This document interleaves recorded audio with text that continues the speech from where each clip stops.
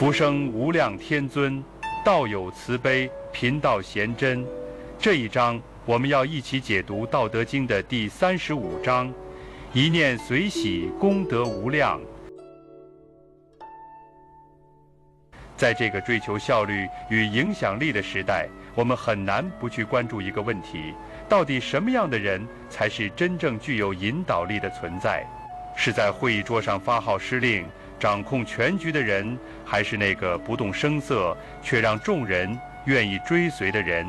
老子在《道德经》第35章中提出了一个特别深刻的图景，用非常少的字展开了一种深远的政治与人际哲学。原文开篇讲的是执大象，天下往，往而不害，安平泰。这几句话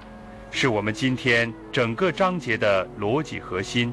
也像一把钥匙，能打开我们对领导力、沟通方式以及代际相处的理解大门。什么是大象？在老子那里，它指的是道的最高形态，是抽象而又包容万象的整体，也可以说是一种极大的原则感，宇宙的根本法则。如果我们把这个概念翻译到今天的语境中，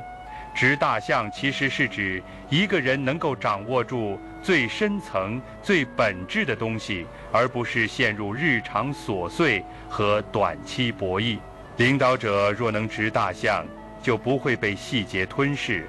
不会执着于眼前的争强好胜，而是始终把握住一个原则性的方向。这样的领导自然能让人安心，也就成了天下往的所在。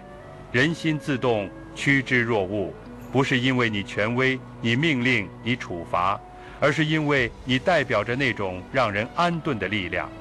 这就引出了第二句话：往而不害，安平泰。人们向你靠拢，但你却不因此伤害他们，不利用他们的依附来加强控制。相反，你让他们在靠近你的过程中感受到安定和平静。这几句话非常值得现代职场领导者反复咀嚼。今天很多组织的领导者习惯以执行力和高压绩效来作为影响力的基础，但这样的方法也许在短期内确实能提高效率，却很难获得真正持久的归属感和创造力。而一个能够执大象的领导者，他掌握的是系统性、包容性的大方向，他所设定的不是狭窄的流程，而是一个让人内心可以松弛的秩序环境。人在那样的环境中，才会真正愿意向你靠拢，才会把自我融入团队的整体节奏之中。这种方式看似无为，其实是最有力的导引。但接下来的句子则像一个转折，也是对上一层境界的进一步深化。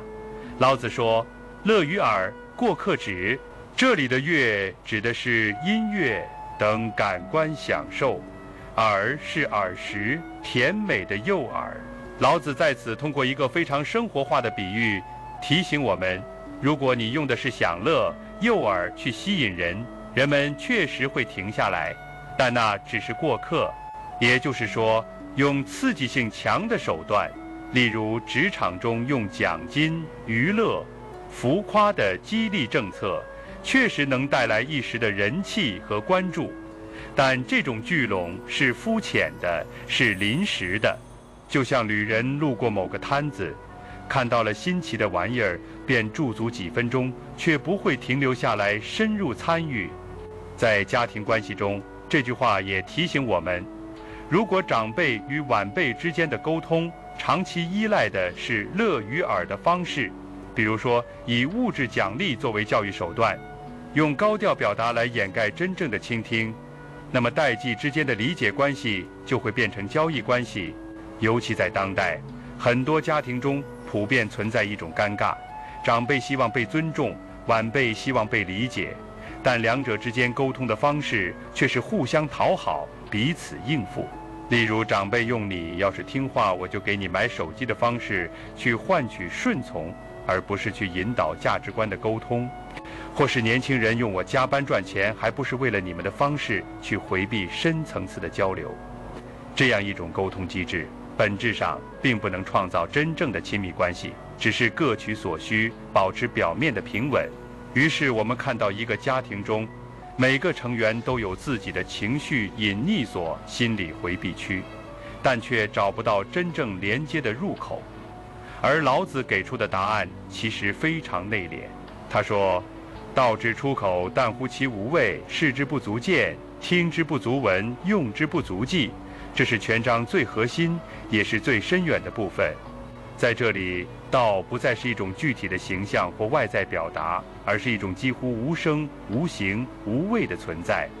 它没有刺激性的甜味，也不依靠声音或图像来吸引人，却拥有无穷的应用空间。我们可以把这一段理解为，真正有力量的东西不需要喧嚣和包装，它越是本质，就越是沉静，越是有效，就越不显山露水。在工作中，这就体现为领导的语言方式。一个成熟的领导者，他不会天天用大声训话、炫技报告去强调自己的价值，也不会通过各种所谓仪式感来维持权威。他的影响力更多来自平常中不动声色的坚持，在关键时刻一语中的的判断力，和在团队之间无形构建的秩序。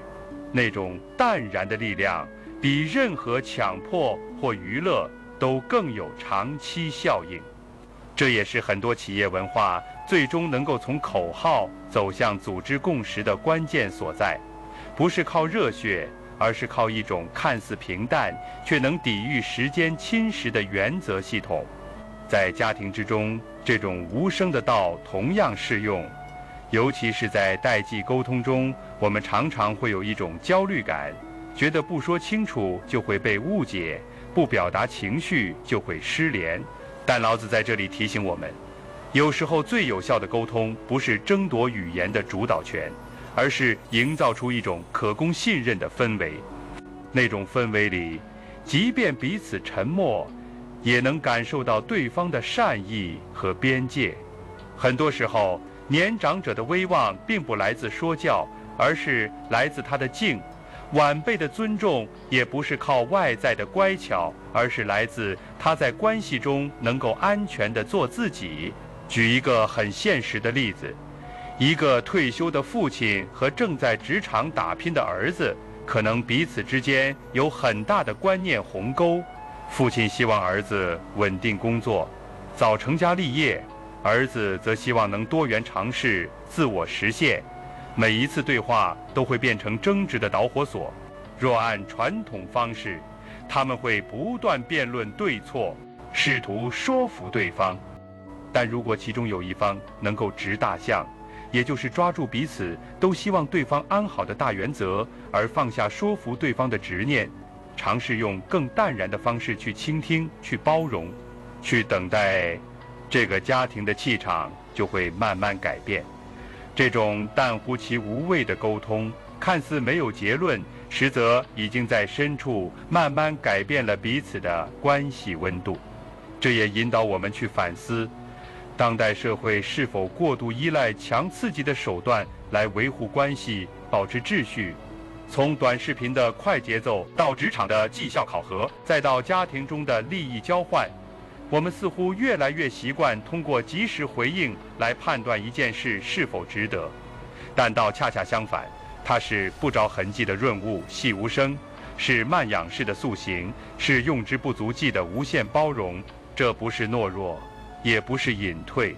而是一种极具智慧的持久性行动。在这整个章节中，我们看到了一种理想的状态：一个领导者不必高声疾呼，也能让人愿意追随；一个家庭的长辈不需说教权威，也能赢得后辈的尊重。道的力量不靠争，不靠势，不靠诱，而是靠它本身的自在与普遍性。